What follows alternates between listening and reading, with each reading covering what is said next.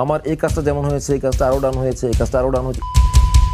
Myself Allen Swapan অনেক বড় একটা সাকসেসফুল কাজ, এ ব্যাপারে কোনো সন্দেহ নাই। আমি একজন ডন, গ্রেট, আমার সাথে কেউ লাগতে আসবে না। মূল বিষয়টা হচ্ছে এটাই গানের। খল চরিত্রের দিকে বোধহয় মানুষজন আপনাকে বেশি চিনছে। খলের মধ্যেও ডিফারেন্স আছে। খল মানে একটা মানুষ খারাপ মানে সবকিছু খারাপ না, কিন্তু যাদেরকে এখানে নিয়ে আসি তারা প্রত্যেকেই নিজ অঙ্গনের কোনো না কোনোভাবে দ্যুতি ছড়ানো মানুষ। আমাকে দিয়ে আর কিচ্ছু হবে না, হে কিচ্ছু হবে না। নিজের জীবনের শ্রেষ্ঠ সময়গুলো তারা ওখানে দিচ্ছেন। জি, কেন দেন? একজন এডিক্টেড মানুষ চোখের মধ্যে একটা টিনের চশমা পরে থাকে, ও অনেক কিছু দেখে না। ডেফিনেটলি নেশা ইজ কাইন্ড অফ পাওয়ার। সুফি সাধক মানুষ কখনো অ্যালেন স্বপনের মতো কথা বলবে না, যে যেরকম, কিন্তু একজন ড্রাগস ডিলার যার পথে ঘাটে Exactly. কাজ কারবার, সে ওই ল্যাঙ্গুয়েজে কথা বলবে, সে ওখানে কখনো কোরআন তেলাওয়াত করবে না। এরকম না দিতে শেষ চাকরিতে এসে দেখলাম যে আমাকে একদিন বললো যে আপনার পরবর্তী মাস থেকে আপনার বেতন অর্ধেক। তখন আমি বললাম যে কেন অর্ধেক, না আমি কেমন চলবো? আসসালামু আলাইকুম প্রিয় দর্শক, আপনাদের সবাইকে আমন্ত্রণ জানাচ্ছি all time milk bread presents দার্জি কিবরিয়ার শোতে। আমি কিবরিয়া তো আপনাদের সঙ্গে রয়েছি এবং আমার সঙ্গে এমন একজন গুণী অভিনেতা রয়েছেন, তার নামটি এখন আমাদের বিশেষ করে শোবিজ অঙ্গনে অত্যন্ত পরিচিত। তার কাজ তাকে অন্য মাত্রায় নিয়ে গেছে, ভিন্ন মাত্রায় নিয়ে গেছে, এবং আমি খুবই সম্মানিত বোধ করছি আজকের অনুষ্ঠানে তাকে পেয়ে। তিনি আমাদের সবার প্রিয় নাসির উদ্দিন খান।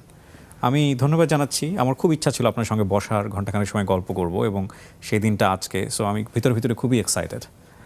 অনেক ধন্যবাদ, আমিও এক্সাইটেড, কারণ আপনাকে আমি জানতে পারি প্রথমে আমার বড় ভাই আমানুল্লাহ খানের মাধ্যমে। উনি আমাকে আপনার কিছু ভিডিও পাঠিয়েছিলেন আর কি, অনেক আগের কথা বলছি। আপনার প্রোগ্রাম ছিল মানে আপন কি যেন একটা, আপন ঠিকানা, জি। ওখান থেকে আপনাকে চিনি আর কি। যাক আলহামদুলিল্লাহ, ভালো কাজই হয়তো আপনার চোখের সামনে এসছে।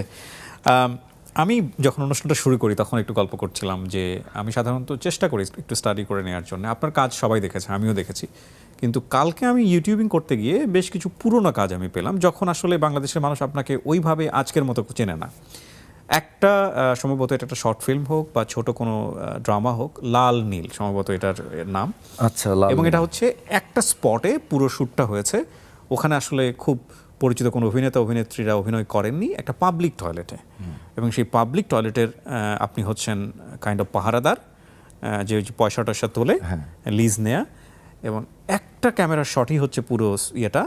আপনি ওখানে বসে, আপনার শটটা হচ্ছে আপনি ওখানে বসে আরামসে ভাত খাচ্ছেন ডাল দিয়ে বা কিছু একটা দিয়ে, কিছু লোক যাচ্ছে কিছু লোক আসতেছে।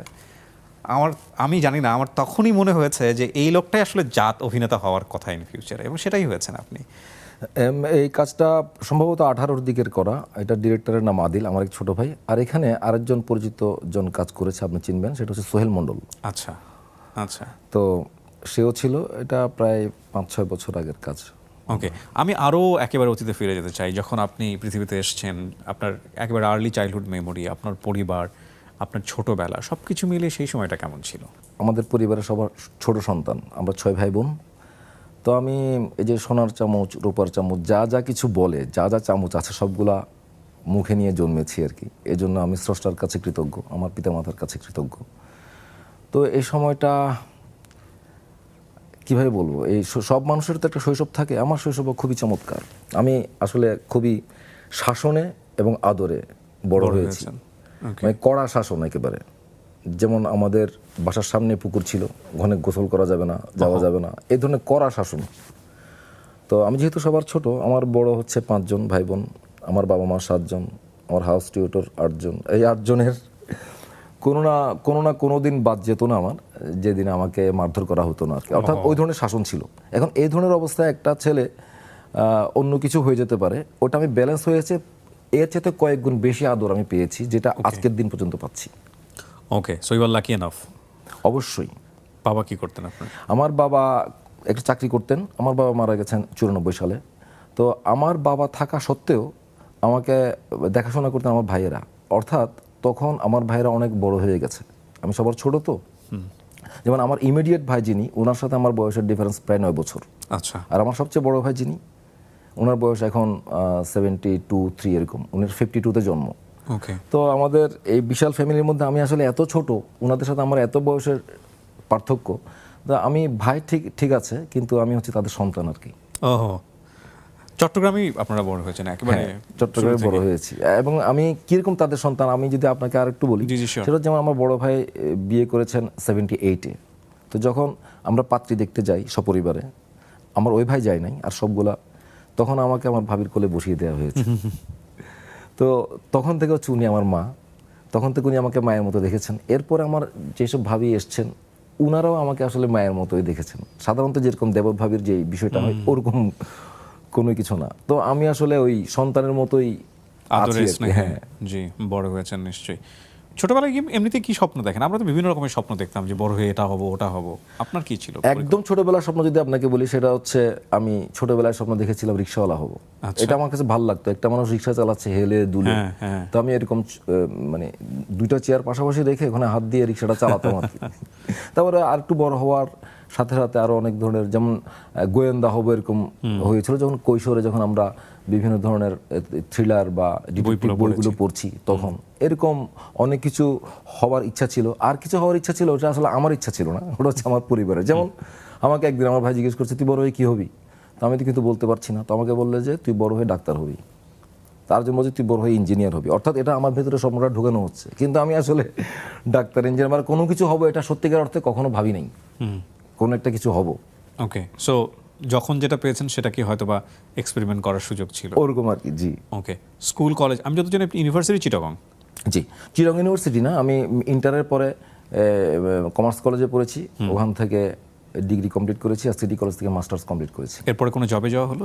হ্যাঁ, আমি আমার পড়াশোনার পাশাপাশি আমি সিএ ফার্মে ভর্তি হই, কারণ আমার ভাই চেয়েছিলেন আমি একজন চার্টার্ড অ্যাকাউন্টেন্ট হব, বা ওই জন্য সিএ ফার্মে ভর্তি হই। ওখানে 3.5 বছরের কোর্স, এটা পাশাপাশি পড়াশোনা তো করতে হয়, ওইটা আমার করা হয় নাই। এমনি কোর্স কমপ্লিট করেছি, পরীক্ষার হলে মনে হয় একবার বসেছিলাম, তাও আসলে এমনি বসার জন্য বসা। তো ওই কোর্স কমপ্লিটের যে বিষয়টা, ওইটার উপর ভিত্তি করে আমি চাকরি করেছি, প্রায় 5-6টা চাকরি করেছি। জীবনের সাথে চলে নিশ্চিন্তে খান স্বাস্থ্যকর অল টাইম পান, অল টাইম হেলদি লাইফ। থিয়েটারে যাওয়া হয় আপনার কিভাবে? থিয়েটারে যাওয়ার গল্পটা একটু শুনি আমি। থিয়েটারে আমি 93 সালে একটা সার্কুলার পাই একটা গ্রুপের, তো ওখানে আমি যাওয়ার পরে ওটা আসলে যাওয়া হয় না, যাওয়া আসার মধ্যে হয়, মানে মনটা ওরকম যায় না আর কি। তো ওটা আবার শেষও হয়ে যায় কোনো একটা সময় গিয়ে, বছর দুয়েক হয়তো যাওয়া আসা করি। ফাইনালি 95 সালে তির্যক নাট্যগোষ্ঠী থেকে একটা সার্কুলার আসে ব্যাপারে, ওখানে আমি ইন্টারভিউ দিয়ে তখন ওখানে জয়েন করি। জয়েন করার পরে ওনারা অনেকগুলো মানুষের থেকে কিছু ছেলে পুলে নেয় আর কি। তো ওনারা আমাদেরকে একটা লম্বা ওয়ার্কশপ করান 5-6 মাসের। এরপর থেকে শুরু হয় জার্নি। কিন্তু শুরুর দিকে জার্নিটা ওরকমই যে 2 দিন আসি 2 দিন আসি না, স্বাভাবিকভাবে, যেটা আমি আমার জুনিয়রদের মধ্যেও দেখেছি। এটা সিনিয়ররাই আসলে তাদেরকে আগলে রাখে আর কি। তো আমার ক্ষেত্রেও তাই হয়েছে। আমার সিনিয়ররা বলতেন যে কই তোমাকে ইরেগুলার দেখা যায় কেন, যখনই তোমাকে নিয়ে চিন্তা করা হয় তখনও দেখি তুমি নাই। তারপর আস্তে আস্তে আস্তে আস্তে যখন মজে যাই, তখন থেকে শুরু হয় জার্নিটা, ওকে। 95 সাল থেকে। মানে থিয়েটারে ঢোকার পরে আপনার কি এমন ভালো লাগলো যে ইনফ্যাক্ট আপনার ফ্যামিলিতে কেউ কি থিয়েটার করতো বা ফ্যামিলিতে? আমার ফ্যামিলিতে কেউ থিয়েটার করতো না, তবে আমার বাবা, এটা আমার মার কাছ থেকে শোনা, মানে ওই সময়টা আমি দেখি নাই। আমার বাবা হচ্ছে যে এইগুলো একটু পছন্দ করতেন আর কি, একটু গান বাজনা পছন্দ করতেন, বা পুঁথি বা এই ধরনের বিষয়গুলো একটু পছন্দ করতেন আর কি। ওকে, সো আপনি থিয়েটারে ঢোকার পরে আপনার কি ভাল লাগলো? যে থাকে না যে প্রথমে ঢোকার পরে মনে হলো যে ফাইন, এই জায়গাটাকে আমি অন করতে পারবো, এই জায়গাটাতে আমি একটা কনফিডেন্ট পাচ্ছি। আচ্ছা, এটার আগে আপনাকে আরো অনেক পেছনে যাই একটু তাহলে। নিশ্চয়ই। সেটা হচ্ছে আমি যখন ক্লাস 3-তে পড়ি, 83 সালের ঘটনা। তখন আমাদের টিচার আমাদেরকে দিয়ে একটা ছোট নাটিকা করান আমাদের স্কুলে, সেন্ট মেরিস স্কুলে পড়তাম। তো প্রাইমারি ওখানে একটা হল আছে, যে হলে বাংলাদেশের প্রথিতযশা অনেক অভিনেতা অভিনেত্রীরা অভিনয় করে এসছেন। হুমায়ুন ফরিদি বলেন, আফজাল হোসেন বলেন, মানে ঢাকা থিয়েটার ওখানে কাজ করেছেন সেন্ট মেরিস স্কুলের হলে। তো ওখানে টিচার আমাদের 3 জনকে দিয়ে একটা পারফর্ম করান। তো হয়তো তখন থেকে একটা ভালো লাগা তৈরি হতে পারে। এর আরও কিছুদিন আগে যদি যাই, মানে ওই নাটকটা করার আগে আমাদের টিচার একদিন বলছেন আমাদেরকে, একটা পড়াচ্ছিলেন, একটা ওই যে একটা বৃদ্ধ মানুষ, তার কয়েকটা ছেলে আছে, সবাইকে ডেকে লাঠি ভাঙতে বলে, ওটা পড়াচ্ছিলেন আর কি। তো বললো যে এটা দেখে অভিনয় করে দেখাও তো। তো স্বাভাবিকভাবে আমরা সবাই দৌড় দিলাম, বৃদ্ধ মানুষটা কে হবে। তো আমি চিন্তা করলাম যে আমি হইলে মনে হয় ভালো হয় আর কি। এটা বলে বৃদ্ধ মানুষ যে হবে সে এখানে শুয়ে পড়ো, এরকম বললেন টিচারে। তো আমি মাটিতে শুয়ে পড়ছি, ওই যে আমাদের ফ্লোর যেটা, তো ফ্লোর আর কয়েকটা ছেলে পুলে হইলো 5 জন। এই কাজটা করলাম, করার পরে যাওয়ার পরে আমার ক্লোজ ফ্রেন্ড লালন, সে বলছে যে তুই ওখানে শুয়ে পড়লি কেন, একটা টেবিল এনে ওখানে তো শোয়া যায়। তখন আসলে আমার মাথায় এগুলো ছিল না, আমার বলেছে ওখানে যাই, ওখান থেকে হয়তো ছোট ছোট বীজগুলা বপন হয়েছে হয়তো বা। এক্স্যাক্টলি। হ্যাঁ, ওটা ক্লাস 3-র ব্যাপারটা গেল।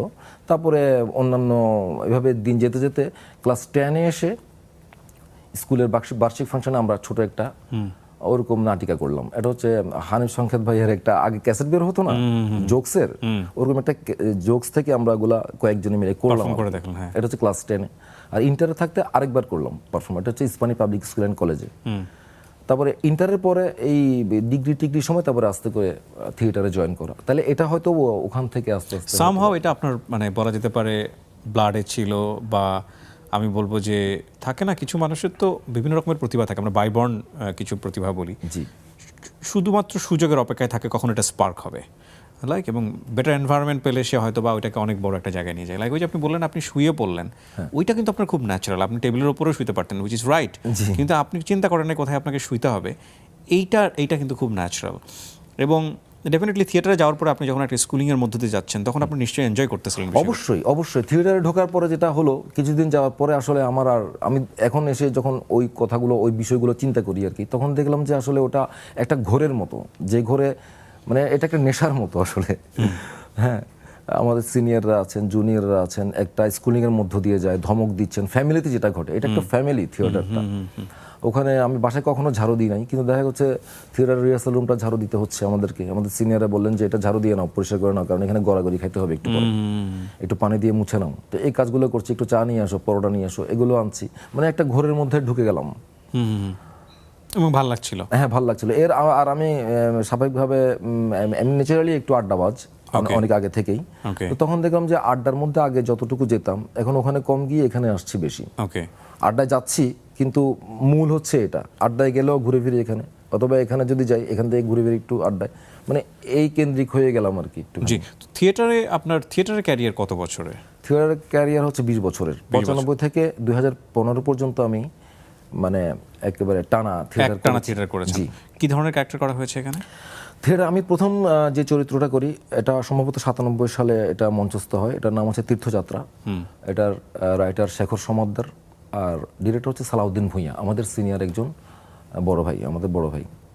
তো ওখানে ওই নাটকটা আমি জয়েন করার কিছুদিন আগে গ্রুপ ধরেছিল এবং কোনো একটা সময় এটা অফ হয়ে যায়, মঞ্চস্থ হয় না। পরে অনেক বছর পরে আরও নতুন কিছু ছেলে পুলে নিয়ে আবার নাটকটা ওনারা ধরেন। তো ধরতে গিয়ে যেহেতু আগে ধরেছিলেন, ওখানে অনেকগুলো ক্যারেক্টার আগে থেকে সিলেক্ট করা আছে, তো যে কেউ একটা বাকি ছিল, তার মধ্যে একটা আমাকে পড়তে বলে। এখন আমি পড়েই তো অবস্থা আমার খারাপ, কারণ ওটার এজ হচ্ছে প্রায় 65-এর মতো, আর তখন আমার এজ হচ্ছে 25-এর মতো, 23-24 মনে হয়, 23। ওইটা পড়তে বলে। এর আগে আমাদের ওয়ার্কশপগুলো হয়েছিল, যে 5-6 মাসের একটা ওয়ার্কশপ হলো, এরপরে ওই ওয়ার্কশপ ভিত্তিক আমরা একটা প্যান্টোমাইম এই শো করেছিলাম, ওটা ওই ওয়ার্কশপের অংশ আর কি। তো করার পরে ওখানে এসে আমার কাছে এই ক্যারেক্টারটা আসলে সুকান্ত রায়, ওই ক্যারেক্টারটার নাম।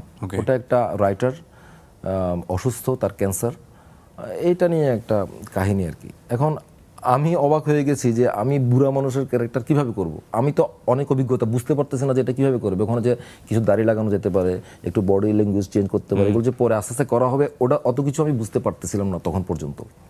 পরে দেখলাম যে এটা যখন রিহার্সাল শুরু হয়, তখন আমার সাথে টেনশন বেশি হচ্ছে আমার সিনিয়রদের, আমার ডিরেক্টরের, কারণ ওকে দিয়েই তো কাজটা করাতে হবে। তখন দেখলাম যে নানানভাবে ওনারা আসলে আমাকে নিয়ে লাগলেন আর কি।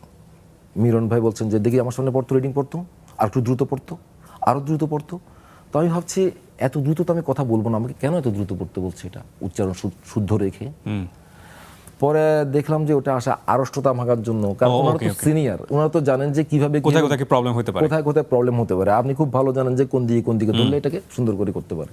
তারপর খুব বয়স্ক যিনি আমাদের জলিল ভাই থেকে কিছু টিপস পেলাম যে ডাইরেক্ট ডেলিভারিটা কিভাবে দিলে আমাকে দিয়ে আর কিচ্ছু হবে না, কিচ্ছু হবে না। উনি একদিন পড়তে গিয়ে আমাকে বললেন আর কি। পরে এটা আমার মাথার ভিতরে এমনভাবে ঢুকলো যে দেখলাম যে এই লাইনের উপর ভিত্তি করে পুরো ক্যারেক্টারটা পরে দাঁড়াইলো, মানে এই ক্যারেক্টারের ডেলিভারি হবে এরকম। এর ভিতরে কিন্তু অনেকদিন রিহার্সাল করে ফেলছি এবং বুঝতে পারতেছিলাম না আসলে কি করব। তো এইভাবে টুকটাক করে করে এই জিনিসগুলো যখন ঢুকছে, তখন স্বাভাবিকভাবে একটা অন্যরকম ভালো লাগা তৈরি হচ্ছে। অভিনয়ের বাইরে যখন আপনি কাজ করতেন, লাইক অফিসে করছেন বা কোথাও আড্ডা দিচ্ছেন, মাথায় কি সবসময় ওটাই ঘুরতো? এবং ঘুরলে আপনি কি করতেন আসলে? হ্যাঁ, ঘুরতো ভাই। যেমন মনে করেন যে অফিসের কাজের কথা বললাম, মানে আমি শেষ যে কাজটা করেছি সেটার কথা বলি। এই কাজটা আমরা সম্ভবত 2010-এর দিকে আমরা ধরেছিলাম। নননপুরের মেলায় একজন কমলা সুন্দরী ও একটি বাঘ আসে। তো এটা বদরুজ্জামান আলমগীরের স্ক্রিপ্ট, এটা ডিরেকশন দিয়েছেন শামীম হাসান, চিটাগং ইউনিভার্সিটির একজন নাট্যকলার টিচার। তো এই কাজটা যখন আমরা ধরি, ওটা হচ্ছে বর্ণনাত্মকৃতির নাটক, মানে সলো পারফরমেন্স অনেকক্ষণ ধরে ধরে আছে। তো ওটা করতে গিয়ে তখন আমি একটা শিপিং কোম্পানিতে জব করতাম। তো ওই কোম্পানিতে আমি প্রায় 5-6 বছর জব করেছি। তো তখন যখন কাজ করতাম, তখন হঠাৎ করে যখন দেখলাম যে কাজ করতে গিয়ে হয়তো একটু আওড়াচ্ছি ডায়লগটা, দেখলাম যে এক জায়গায় আটকে গেলাম আর কি। তখন কোনো একটা ফাঁক দিয়ে উঠে ছাদে চলে গেলাম। তো চলে গিয়ে দেখলাম যে ওখানে একটু রিহার্সাল করে নিচ্ছি। ছাদের মধ্যে তো কেউ নাই, আর বড় ছাদ, হয়তো দূরে অনেকে দেখতে পারে বা লক্ষ্য করতে পারে। তো ওখানে আমি স্টেজে যেরকম করে করতাম ওরকম করে একটু ঝালাই করে আবার নিচে নেমে গেলাম, ধরেন আর কি। মানে এই ধরনের কিছু বিষয় আর কি। এটা আমি আমার স্বার্থে করতাম, কারণ আমাকে করতে হবে পারফর্মটা, এবং হয়তো আমার শো আছে 2 দিন পরে বা কয়েকদিন পরে, এখন রিহার্সাল চলছে, সন্ধ্যার পরে গিয়ে রিহার্সাল করবো, জাস্ট একটু ঝালাই করে নেওয়া। এখন এটা কেন ঘুরতো আমি জানি না ভাই। আমরা মোটা দাগে একটা বিষয় জানি যে মঞ্চনাটক এটা আসলে অর্থকরীর জায়গা না, পয়সার জায়গা না, পকেট ভারী করার জায়গা না। এখানে যারা কাজ করছেন লম্বা সময় ধরে, তারা ভালোবেসে করছেন, নিজের জীবনের শ্রেষ্ঠ সময়গুলো তারা ওখানে দিচ্ছেন। জি, কেন দেন? ওই যে আপনাকে বলেছিলাম, এটাও একটা নেশার মতো। আমি আমার এই জীবনের মধ্যে অনেক ধরনের মানুষ তো দেখেছি, আপনিও দেখেছেন। আমি নেশাগ্রস্ত অনেক মানুষ দেখেছি, যাদেরকে এডিক্টেড বলে, ড্রাগস নেই। এটা আমার বন্ধুদের মধ্যে হতে পারে, অথবা পরিচিত অপরিচিতদের মধ্যে আর কি, এবং তাদেরকে অনেক কাছ থেকে দেখেছি। তো তাদের মধ্যে আমার এক ফ্রেন্ড আমাকে বলেছিল যে যখন এই একজন এডিক্টেড মানুষ চোখের মধ্যে একটা টিনের চশমা পরে থাকে এবং অনেক কিছু দেখে না। তো আমি তাদের সাথে মিষ্টিকে দেখলাম যে আসলে তারা অনেক কিছু দেখে না। মনে করেন, আমি যদি আর একটু খুলে বলি, জি জি প্লিজ বলতে পারি কিনা জানি না। হ্যাঁ শিওর, আপনি বলেন। আমার বন্ধু, সে হিরোইন কালেক্ট করবে, আমি তার সাথে আছি। তো দেখলাম যে ভাই 3 ঘন্টা পার হয়ে গেছে, সে এখন দাঁড়ায় আছে, কারণ যার থেকে সে কালেক্ট করবে তাকে খুঁজে পাওয়া যাচ্ছে না। ওরা তো একটা চোর চোর ভাব আছে না, হঠাৎ হুট করে অন্ধকার থেকে বের হয়ে আসবে, চুপে টাকাটা নিয়ে নিবে, গিয়ে সে তার জন্য জিনিসটা নিয়ে আসবে। কিন্তু সে দাঁড়ায় থাকতে থাকতে তার পা ব্যথা করছে, আমার ব্যথা করছে, এটা আমি প্রকাশ করছি, কিন্তু সেটা প্রকাশ করছে না। সে হয়তো একটু মানে, এবং আশেপাশে কি আছে সেটাও দেখছে না। তার কনসেন্ট্রেশন হচ্ছে ওই ডিলারটা বা ওই লোকটা, এখানে তার বাবা হেঁটে যাচ্ছে না, ওগুলো তার মাথার মধ্যে মাথায় নাই। নাই, ট্রু। এখন টাইমটা কত, ওটা তার মাথার মধ্যে নাই। তার বাসায় যেতে হবে, ওটা তার মাথার মধ্যে নাই। তো এটাও এক ধরনের ওই মানে নেশার মতো। অ্যাডিকশনের মতো, নেশার মতো। তো যখন এটা বলতে যে কোনো যে গান করেন, যিনি গান করেন, তার ক্ষেত্রেও তাই দেখেছি আমি। তো এগুলো হচ্ছে একটু নেশার মানে মতো এই আর নেশা কি। ছাড়া আসলে রেজাল্ট আসে না। ডেফিনেটলি নেশা ইজ কাইন্ড অফ পাওয়ার। আপনি পাওয়ারটাকে যদি ভালো কাজে ব্যয় করেন, জি, জি। এটা ব্লুম হবে। এটাকে যদি খারাপ কাজে ব্যয় করেন, এটা আপনাকে ধ্বংস করে দিবে। হ্যাঁ, জি, জি, জি। আমরা আসলে পাওয়ারটা নিয়ে বলতে চাই, যেটা আপনার ফোকাসিং পাওয়ার, আপনি যেটাকে বলছেন যে আপনি আপনার ফোকাসিং পাওয়ারটাকে আপনি অভিনয়ের পেছনে ব্যয় করেছেন। এবং স্যাক্রিফাইস জায়গাটা কি শুধু এটাই যে মেয়ের একটা সময় মনে হলো যে মেয়ের জন্য জমানো কিছু টাকা আছে, সেটা ভেঙে ফেললেন, নাকি এর বাইরেও অনেক স্যাক্রিফাইস আপনাকে করতে হয়েছে? জীবনের সাথে চলে হাই ফাই নিশ্চিন্তে খান স্বাস্থ্যকর অল টাইম পান। All time healthy life. Sacrifice বিষয়টা আসলে আমার মনে হয় কেউ স্যাক্রিফাইস করে না আর কি। ওটা তার কাজের ক্ষেত্রে পরে গিয়ে আমরা বুঝি যে হ্যাঁ, এটা ওই স্যাক্রিফাইসটা করেছিল। তার মানে আমি এই স্যাক্রিফাইসটা করলাম এটা পাওয়ার জন্য। আমি জানি না, মানে আমার ক্ষেত্রে আমার মনে হয় না আর কি। আমি চাকরি বাকরি ছেড়ে দিয়েছি একজন অভিনেতা হওয়ার জন্য, বিষয়টা ওরকম না। যেমন আমি যদি আমার কথা বলি, আমি আমার পরিচিত যত অনেকে একটা কমন গল্প বলি, এটা অনেকে জানেন। সেটা হচ্ছে একটা লঞ্চে করে অনেকে যাওয়ার সময় একটা বাচ্চা হঠাৎ লঞ্চ থেকে পড়ে যায়, তখন একটা লোক ঝাঁপ দিয়ে তাকে উদ্ধার করে নিয়ে আসে। তখন ওই লোককে সবাই কাঁধে করে নাচতেছে যে হ্যাঁ, আপনি এটা উদ্ধার করে আনছেন। তখন লোকটা বলতেছে, আমাকে ধাক্কা দিছিস কে বলতে। অর্থাৎ সে ওটা, আমার তো আসলে তাই বিশ্বাস করেন। আমি কিন্তু যে চাকরি বাকরি করেছি বললাম আপনাকে, আপনি কিছু কিছু জানেন যে আমার কোনো ইনক্রিমেন্ট হয় নাই, কোনো প্রমোশন হয় নাই, কারণ আমি ওখানে ওভাবে দেই নাই আসলে। এটা আমি পরবর্তীতে বুঝেছি। কিন্তু ওই টাইম পিরিয়ডে আমার কাছে অভিমান হতো আর কি, যে আমার কেন হচ্ছে না। তো পরবর্তীতে আমি দেখলাম যে আসলে আমি ওভাবে দিই নাই, যার কারণে আমাকে দেয় নাই। সো ওগুলো আপনাকে একসময় ধাক্কা দিয়েছে আজকের এই জীবনে? ওগুলো পরবর্তী ধাক্কা দিয়েছে। এখন এই যে আমি তাদেরকে দিতে পারি নাই, এতগুলো চাকরি করেছি, কোথাও তো দিতে পারছি না, দিচ্ছি না, এরকম না দিতে শেষ চাকরিতে এসে দেখলাম যে আমাকে একদিন বললো যে আপনার পরবর্তী মাস থেকে আপনার বেতন অর্ধেক। তখন আমি বললাম যে কেন অর্ধেক, না আমি কেমন চলবো। অর্থাৎ তারা আসলে ভদ্র ভাষায় বলছে যে তুমি আপনি চলে যাও। তো উনি বলছেন যে আপনার হ্যান্ডস যিনি আছেন ওনাকে দিয়ে আমাদের মানে চলতেছে আর কি। সুতরাং এভাবে আমাকে বললো আর কি। তো ওই অর্ধেক বেতন আমি 1 বছর চাকরি করেছি। ওহো। করার পরে ওই যে ইন্স্যুরেন্স ভেঙেছি কারণ এতদিন মোটামুটি ইন্স্যুরেন্সটা চালানো যাচ্ছিল, এখন ওইটাও চালাতে পারছি না, কারণ আমি অর্ধেক বেতন 1 বছর চাকরি করছি, আমি কোত্থেকে এটা করবো? তো এখন যখন এই অবস্থা, এরও বেশ কিছুদিন আগে থেকে আমি মানে এই ডিসিশন নেওয়ার আরও বেশ কিছুদিন আগে থেকে আমার অনেকেই আমাকে বলছিলেন যে আপনি ঢাকায় চলে যান, কিংবা ঢাকায় যারা আমার পরিচিত জনেরা আছে অনেকেই তো চট্টগ্রাম থেকে এসে ডিরেকশন দিচ্ছে বা অ্যাসিস্ট্যান্সি করছে, তারাও বলছেন যে আপনি ঢাকা থেকে ঢাকায় চলে আসেন। তো যখন এই অবস্থা চাকরি বাকরির এবং আর্থিক অবস্থা, তখন ভাবলাম যে আচ্ছা দেখি তো। মানে ঢাকায় এসে কোথায় কি করবেন কোনো কিছু ঠিক নাই, ঠিক না, ঢাকায় পাড়া দিচ্ছেন। পাড়া দিয়ে নাই, দেখি মানে মাথায় তখন ঢুকলো আর কি, এতদিন ঢুকে নাই, এর গত 10 বছর ধরে অনেকের কাছ থেকে এটা শুনছিলাম, এটা ঢুকে নাই। তো এখন এসে যখন আর্থিক অবস্থা ওই যে তাকে ধাক্কা দিছে কে যে জিজ্ঞেস করলো, তো আমাকে আসলে ধাক্কা দিছে আর কি। তখন আমি চিন্তা করলাম যে ইন্স্যুরেন্সটাও চালাতে পারতেছি না, তাহলে এটা ভেঙে ফেলি, দেখি একটা কিছু করা যায় কিনা। আচ্ছা, এর ভিতরে আমার এক ছোট ভাই, ও ডিরেক্টর, হাবিব শাকিল, তো তাকে ফোন করে বললাম যে এখন তো আমি আসতে চাচ্ছি, মানে ও আমাকে অনেকদিন ধরে বলতেছিল। তখন সে বললো যে তাহলে আপনি চলে আসেন, আগামী 2 বছর আপনার থাকা খাওয়া আমার। ওরে বাবা, তাহলে এটা ও আমার সন্তান আর কি, হি নোজ অ্যাবাউট ইউ, তার মানে ও কনফিডেন্ট ছিল আপনার উপর। জি। তার আগ পর্যন্ত আপনি তেমন অর্থে বোধহয় টেলিভিশনে কাজ করেননি। না, আমি এর আগে আমি ঢাকায় আসার আগে আমি 2 কি 3টা টেলিভিশন নাটকে কাজ করেছি, তার মধ্যে প্রথম 2টা রিলিজ হয়নি। একটা সিনেমায় কাজ করেছি ওয়াহিদ তারিকের, সে একজন ভালো ডিরেক্টর। হ্যাঁ, তো সিনেমাটা রিলিজ হয়েছে? না, ওটা রিলিজ হয়নি, ওটা 14 সালের ঘটনা, আজকে প্রায় 10 বছর আর কি। ওকে। তো ওখানে অভিনয় করেছি। তারপরে আর কয়েকটা শর্ট ফিল্মে কাজ করেছি, চিটাগংয়ের সব কিছুই, প্রায় 5-6টা শর্ট ফিল্মে কাজ করেছি। এটা হচ্ছে যে এক ধরনের পুঁজির মতো ছিল আর কি। আর ছিল অল্প কিছু শুভাকাঙ্ক্ষী যারা ইন্সপায়ার করতেন প্রতিনিয়ত। জি। তো আপনি ঢাকায় আসলেন ওনার কথা শুনে? তারপরে আসার পরে হচ্ছে যে এই জার্নিটা শুরু হলো। এই জার্নির একেবারে শুরু থেকে আমি শুনতে চাই ঢাকায় আসার পরের গল্প। জীবনের সাথে চলে হাই-ফাই নিশ্চিন্তে খান স্বাস্থ্যকর অল টাইম পান, অল টাইম হেলদি লাইফ। আমি আরেকটা জিনিস উপলব্ধি করলাম যে সময় যে কত গুরুত্বপূর্ণ, আমরা অনেকেই বলি সময়ের কথা, আমি এই জিনিসটা উপলব্ধি করলাম। আমি যখন ঢাকায় আসলাম, শাকিলের ওখানে উঠলাম, তো ওখানে ওঠে দিন যায়। শাকিল বলে যে আপনি শুয়ে থাকেন, আপনি ঘুমান। তারপরে কিছুদিন পর তো অস্থির লাগে, কি করবো, একটা চাকরি বাকরি করতাম। বাচ্চা কাচ্চা হয়ে গেছে নিশ্চিত? হ্যাঁ, আমার মেয়ে তখন হচ্ছে যে প্রাইমারি পাস করেছে আর কি, তখন ক্লাস 6-এ। ওকে। হ্যাঁ, আর ছেলে হচ্ছে আরেকটু ছোট। তো এর আগে সাহস পাচ্ছিলাম না, কিন্তু ততদিনে আরেকটা সাহস পেয়েছে, এবং ফ্যামিলির একটা সাহস আছে না, কারণ ততদিন ধরে আমি লক্ষ্য করলাম যে আমার স্ত্রী মোটামুটি সংসারটা চালাতে পারছে, সেই বাজার করে, সেই স্কুলে নিয়ে যাচ্ছে, মানে সব কিছু সে কন্ট্রোল করতে পারছে, এরকম একটা সাহস আমার আসলো। তারপরে এখানে আসলাম, আসার পরে যখন অস্থির লাগে তখন শাকিল বললো যে অস্থিরতার কিছু না, আপনি শুয়ে থাকেন। আমার বন্ধু ওয়াহিদ তারেক, যে ওই যে আলগানুগের ডিরেক্টর, তাকে মাঝে মাঝে ফোন করি, সে বললো যে তুই থাক, কারণ এটা তো আসলে হুট করে হয় না, তারা তো আগে এসে তারা তো জানে বিষয়টা, কিন্তু আমি তো জানি না। তাই আমাকে এভাবে তারা একটু সান্ত্বনা দিচ্ছে বা সান্ত্বনা কোম্পানি দিচ্ছে। দিয়ে রাখছে।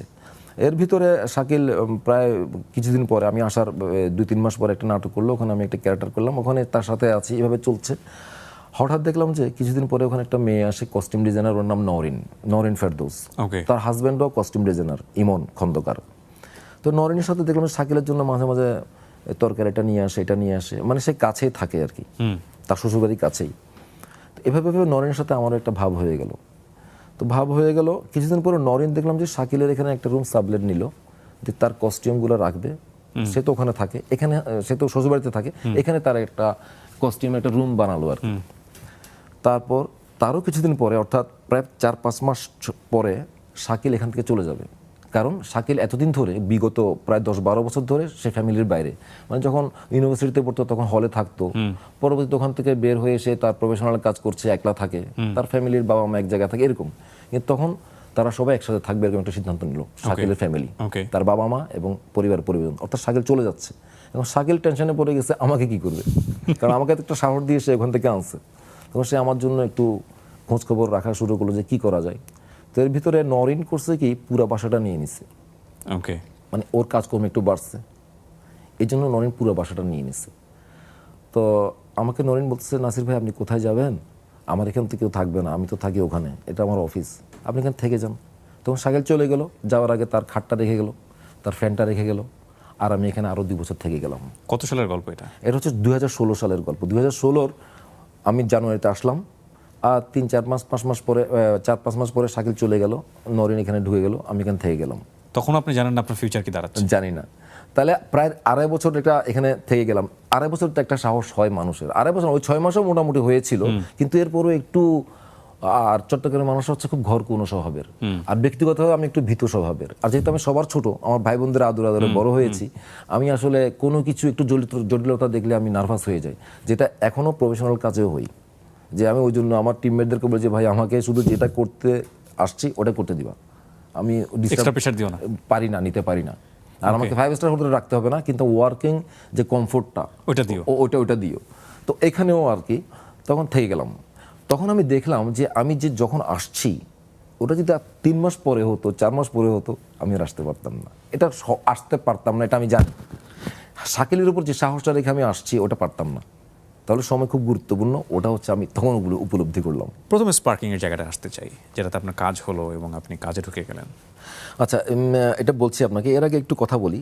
আমি যেমন 16 সালটা আমার গেল মোটামুটি, ওই যে ইন্স্যুরেন্স ভেঙেছিলাম বললাম, ওগুলা দিয়ে আমার সংসার বলেন, এখানে বলেন, মোটামুটি চলে যাচ্ছে। আর এখানে আমার বন্ধুও আছে কিছু, কারো কাছে যাই না, কারোর সাথে কথা বলি না, বন্ধুদেরকে জানাই না, অনেকে জানে না যে আমি এখানে আসছি।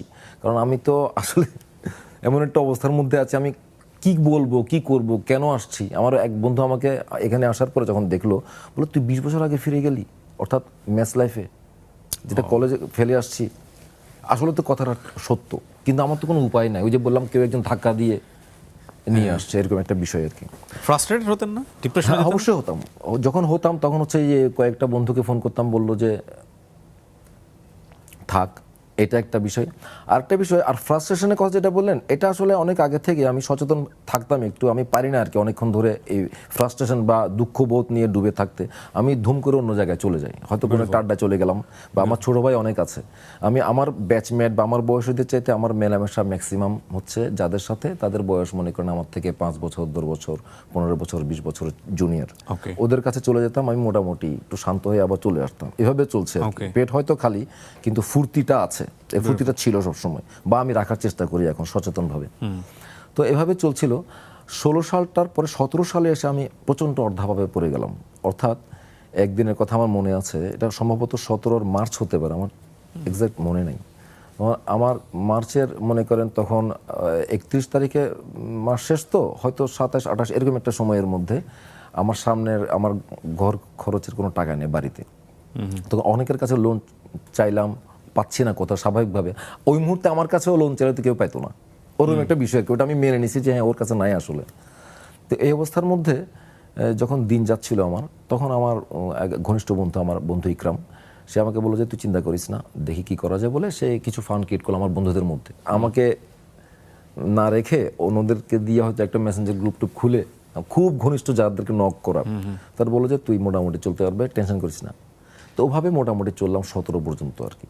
এরপরে 18-র 1 তারিখ এসে আমার কাছে একটা কল আসলো দুরন্ত টিভি থেকে, ভয়েস আর্টিস্ট হিসাবে, যেখানে আমি কিছুদিন আগে দিয়েছিলাম, ইন্টারভিউ দিয়েছিলাম, বা আমার ইন্টারভিউ নেওয়া হয়েছিল, অডিশন নেওয়া হয়েছিল।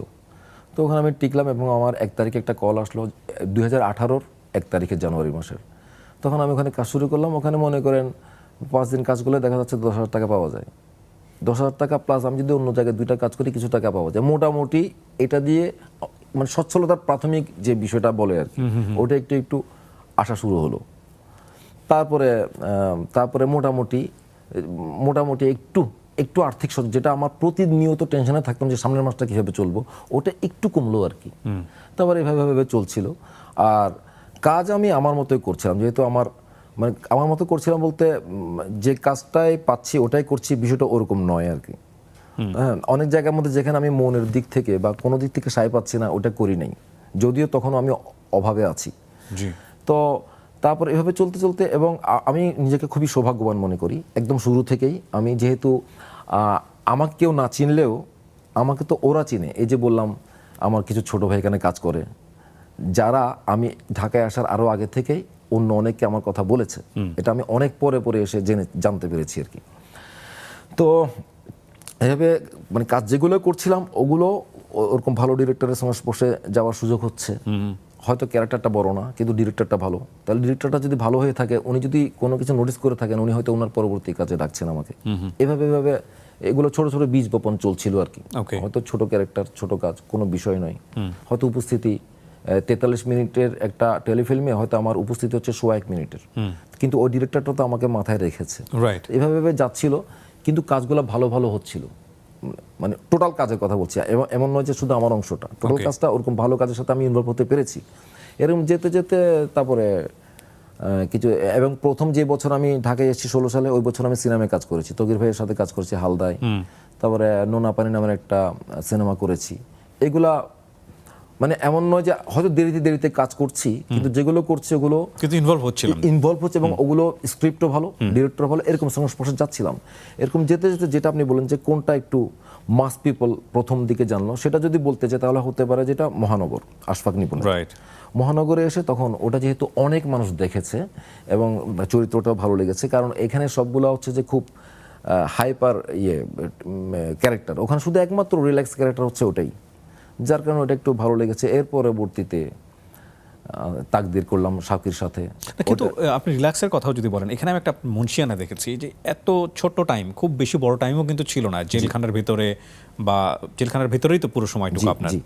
এত অনন্য অসাধারণভাবে ফুটায় তুললেন আপনি, যে ওটুকু মানুষের মনে গেঁথে গেল। ওখানে মেইন স্ট্রিম যারা আছে, বিশেষ করে মোশাররফ করিমের এন্ট্রিতে যারা সব পুলিশ অফিসার বা আরও যারা ওখানে যারা অভিনয় করেছিলেন, তাদের একটা সুনির্দিষ্ট রোল ছিল। আপনি কোথা থেকে এসছেন, কোথায় যাবেন, কোনো ঠিক ঠিকানা নাই, কিন্তু মানে খুব চমৎকার অভিনয় করলেন। আপনি কি বুঝতে পারলেন যে এটার একটা ইম্প্যাক্ট পড়তে পারে, নাকি এটাও আপনার জাস্ট রুটির জন্যই কাজটা নেওয়া? না, আমি ওইটা বুঝতে পারিনি।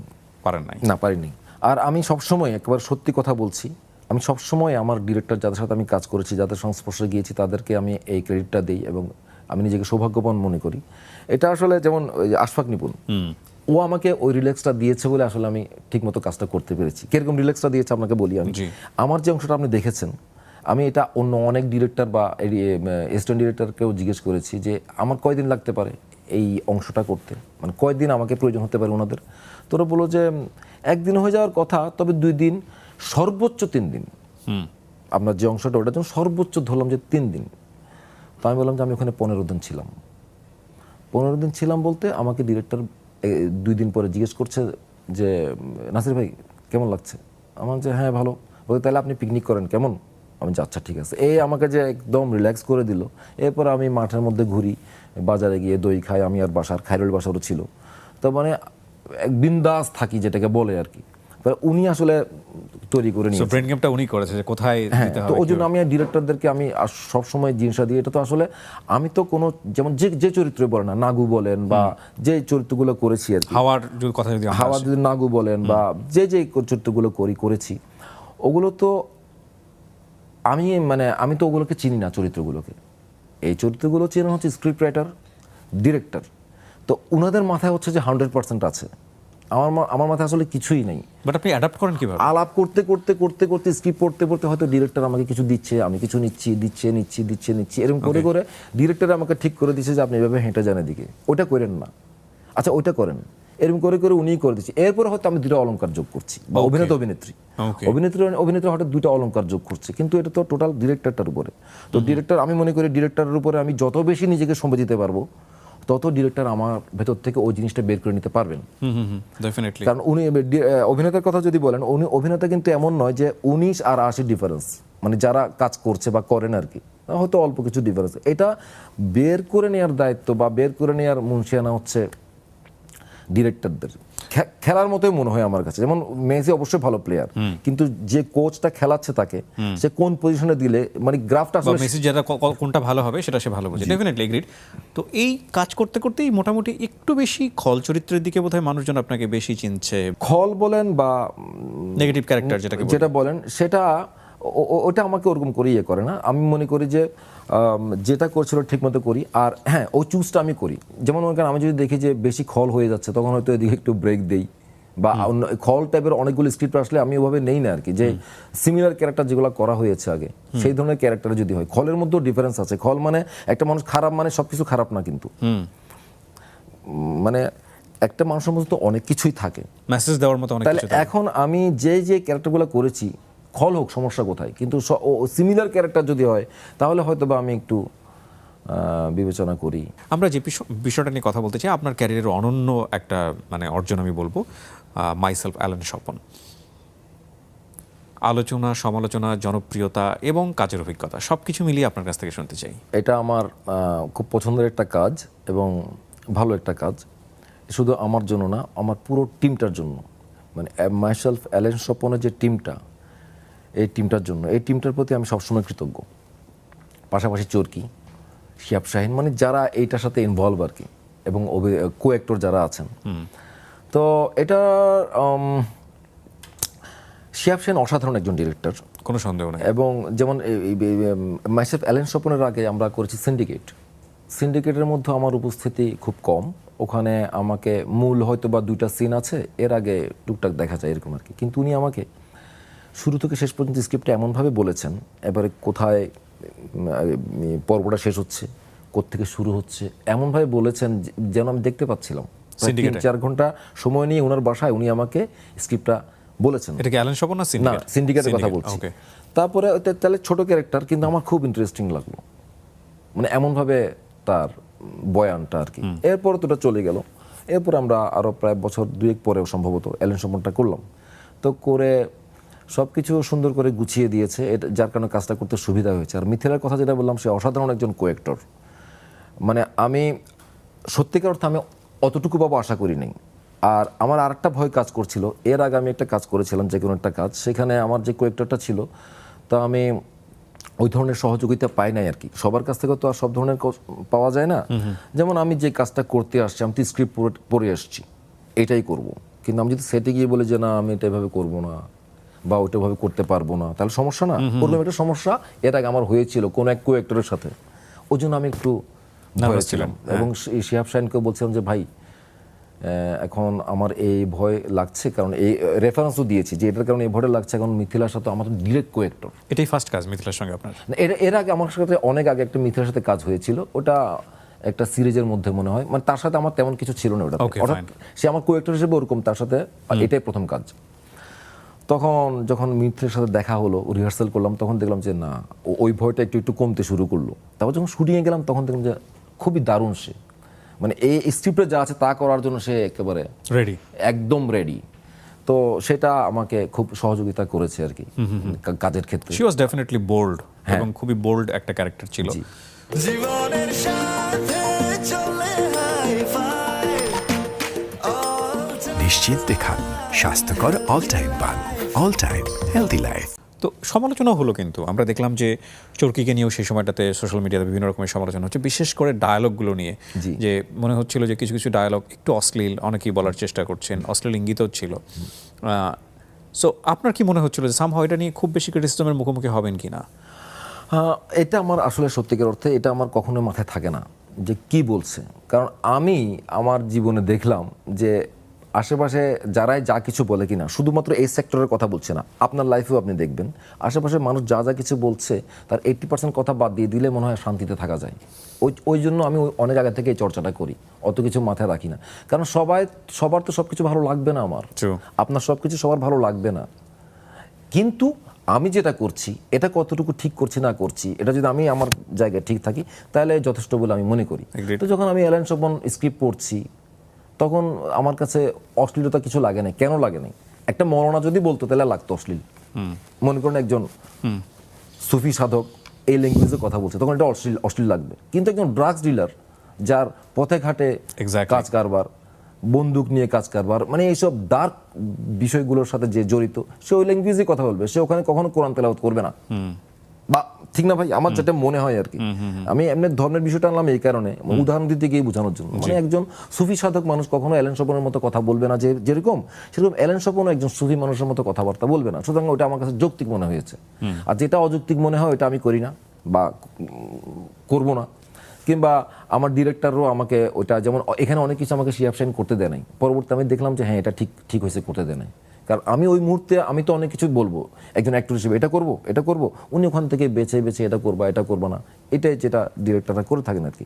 তো আমার কাছে অশ্লীল মনে হয় না। যেমন মনে করেন তৈ একটা গান ছিল, ওটা নিয়ে অনেক সমালোচনা আমি শুনেছি, কিন্তু আপনি যদি সত্যিকার অর্থে দেখেন এই গানটার মূল বক্তব্য হচ্ছে আমি একজন ডন, গ্রেট, আমার সাথে কেউ লাগতে আসবে না।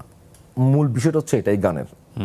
কিন্তু যেহেতু তৈ আছে, এখন তৈতে অনেকে মনে করছেন যে এটা অশ্লীল, বয়ম পাখিকে ডাকছে। বয়ম পাখি মানে তার ওয়াইফ বা মিথিলা বা প্রেমিকা যাকে যেটা আদর করে যার ডাকে, অনেকে মনু ডাকে না এরকম, ওরকমই একটা বিষয়। এটা কি লোকাল কোন অ্যাকসেন্ট বোয়াম পাখি?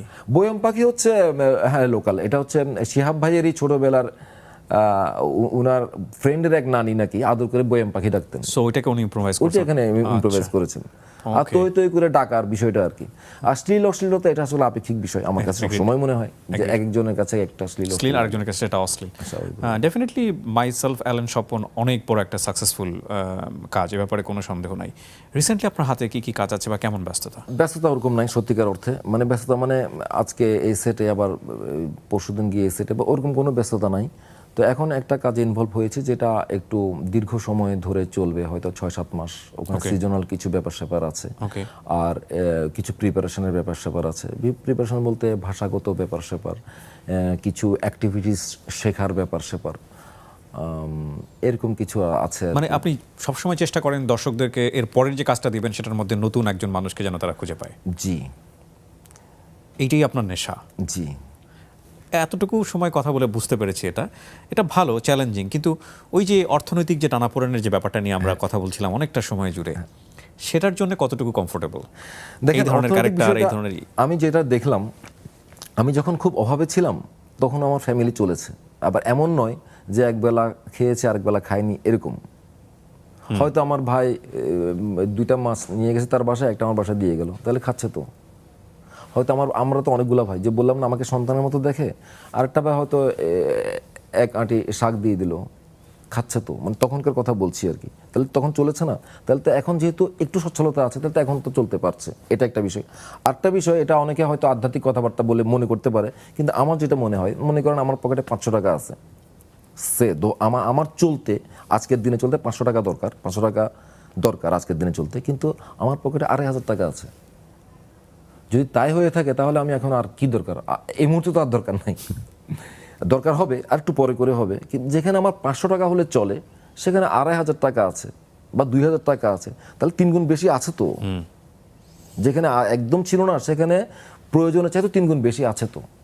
তো এটা আমার ক্ষেত্রে না, সবার ক্ষেত্রে একই কথা। আত্মার ক্ষুধাটাই নিবারণ। তাহলে আমি এখন আর কোথায় যাব? এখন তার চেয়ে বরং আমার সাথে বসে কিছু গল্প করি, ওটা তো একটা আত্মার ক্ষুধা। বা আমার ফ্যামিলির সাথে একটু গল্প করি, বা আর মানে আমার যে কাজটা বা আমাদের যে কাজটা, এই কাজটার মধ্যে আমার মনে হয় সবচেয়ে বড় হচ্ছে নিজেকে শান্ত রাখা। মানে কোনো ধরনের ডিস্টার্ব না থাকা, এই যে কালকে আমার সংসার কেমন চলবে ওই ধরনের ডিস্টার্ব না থাকা, যে কোনো ধরনের ডিস্টার্ব না থাকা। তাহলে ওগুলো যদি না থাকে তাহলে আমি হয়তো ক্যারেক্টারটা নিয়ে ভাবতে পারবো। আর যদি কোনো কাজও না থাকে এখন মানে করার মতো ক্যারেক্টারের মতো, তাহলে অন্য কিছু ভাববো। মানে নিজেকে ফুর্তিতে রাখা, যত বেশি ফুর্তিতে রাখা যায়, কি এমনিতেও যে কোনো মানুষের ক্ষেত্রে মাথায় যত বেশি চিন্তা একটু কম রাখা যায়, তত মনে হয় অন্যান্য কিছু বা ভালো কোনো কিছু ঢোকার সম্ভাবনা বেশি থাকে আর কি। এখন আমি যদি আবর্জনা দিয়ে মাথাটা সবসময় আপনার সাথে অ্যাগ্রিড, এবং যতক্ষণ কথা বলেছি আমার কাছে মনে হয়েছে আপনি আপনার জায়গাটাকে একেবারে মানে ডিফাইন করে ফেলেছেন, যে আপনার জন্য এই দুনিয়াতে সবচেয়ে বেস্ট কি হবে আপনাকে দিয়ে সেটা আপনি বুঝতে পেরেছেন, এবং সেই জায়গাটায় আপনি কোনো কম্প্রোমাইজ করতে চান না। হ্যাঁ, সেটা একটা বিষয়। আর আরেকটা বিষয় হচ্ছে যে সবসময় যে ভালো ভালো কাজ করতে চাই, বিষয়টা ওই চিন্তাটা ওরকম থাকে না। এখন চিন্তাটা হয়ে গেছে অন্যরকম, যাতে আপনি আমার পরবর্তী কাজটাকে দেখতে গিয়ে আপনার ভালো লাগে বা দর্শকের ভালো লাগে, যাতে আমার পরবর্তী কাজগুলো দেখতে গিয়ে খারাপ লাগা শুরু হয়ে না যায়। বা ওটা দেখেছি ক্রমাগত হয়তো একটা ভালো কাজ হবে, একটা খারাপ হবে, সেটা অন্য বিষয়, কিন্তু আমার এই কাজটা যেমন হয়েছে, এই কাজটা আরও ডান হয়েছে, এই কাজটা আরও ডান হয়েছে, এরকম যাতে না হয় আর কি। মোটামুটি যাতে থাকে, ওটা যাতে আমি আপনাকে দিতে পারি বা দর্শককে দিতে পারি, ওই চিন্তাটা একটু থাকে। নিশ্চয়ই। এবং যেই যুগে আমরা বসবাস করছি আজকে ওটিটি প্ল্যাটফর্মে, এবং যে কম্পিটিটিভ এনভায়রনমেন্ট তৈরি হয়েছে, সেখানে আমরা বিশ্বাস করি আপনার মতো যারা অভিনেতা আছেন তাদের একটা পৃষ্ঠপোষকতার সুযোগও তৈরি হয়েছে, এবং সেই সুযোগটা কাজে লাগিয়ে বাংলাদেশের যারা অভিনয় করছেন, অভিনয় শিল্পকে নিজের সাথে ধারণ করে আছেন, তারা একসময় বাংলাদেশকে বিশ্বের দরবারে নিয়ে যাবেন, এটা আমরা বিশ্বাস করি। নাসিরউদ্দিন খান, অনেক ধন্যবাদ জানাচ্ছি ভাই আমাকে সময় দেওয়ার জন্য, এবং আপনার সঙ্গে সময় দিয়ে আমার তো ভালো লেগেছে, এবং আমি অনেক কিছু শিখেছি আপনার কাছ থেকে। আমি অনেক কিছু শিখেছি, আমি তো আপনার প্রোগ্রাম দেখি। আর আপনি যেটা বললেন আমাদের অভিনেতা অভিনেত্রী বা আমাদের কাজের কথা, আমাদের কাজ এখন বিশ্বব্যাপী সমাদৃত হচ্ছে। জি, আমাদের অভিনেতা অভিনেত্রীরা বাইরের দেশে জাজ হিসেবে যাচ্ছে বড় বড় ফেস্টিভ্যালে, এটা আমাদের জন্য অনেক বড় পাওয়া। বিশাল। আমাদের ফিল্মগুলো কানে যাচ্ছে, আমাদের বিশ্বের বড় বড় যেগুলো সম্মানজনক ফেস্টিভ্যাল ওখানে যাচ্ছে, এটা আমাদের জন্য অনেক বড় পাওয়া। আমাদের এখন যেসব জেনারেশন আসছে ইয়াং, মানে পুরনোরা তো আছেন, ইয়াং যারা আছে ডিরেক্টর থেকে বলেন, পুরো সেক্টরটার মধ্যে আপনার কস্টিউমে বলেন বা মেকআপে বলেন, এবং প্রচুর নারী আসছেন। এটা অনেক বড় আমাদের মানে অনেক বড় পাওয়া বলে আমি মনে করি আর কি। জি। তো এটা আশা করি এটা ঘটতে থাকবে, ঘটতে থাকবে এবং আরো বড় ওয়ার্ল্ড হবে। হয়ে গেছে জিনিসটা। এটা আমাদের দেশের মধ্যে সীমাবদ্ধ নাই, কিন্তু এটা জি, agreed. বিশ্বব্যাপী হয়ে গেছে। সুতরাং এটা একটা বিশাল সম্ভাবনার জায়গা। আমি সেই আরো সুন্দর জায়গায় পৌঁছাক জি, এই কামনা করি। অবশ্যই শুভকামনা থাকছে। অনেক ধন্যবাদ আমাদেরকে জি ভাই, সময় আপনি দেওয়ার ভালো জন্য। থাকবেন। নেক্সাস টিভিকে অনেক ধন্যবাদ। আপনারা সবসময় ভালো থাকবেন। জি। নাসিরউদ্দিন খান ছিলেন আমাদের সঙ্গে। আমরা চমৎকার একটা সময় কাটিয়েছি দর্শক, এবং যারা আমাদের সঙ্গে ছিলেন তাদেরকে আগামী শনিবার রাত 9টায় এই অনুষ্ঠানটি দেখার আগাম আমন্ত্রণ জানিয়ে আজকের মতো এখানেই শেষ করতে চাই। আসসালামু আলাইকুম।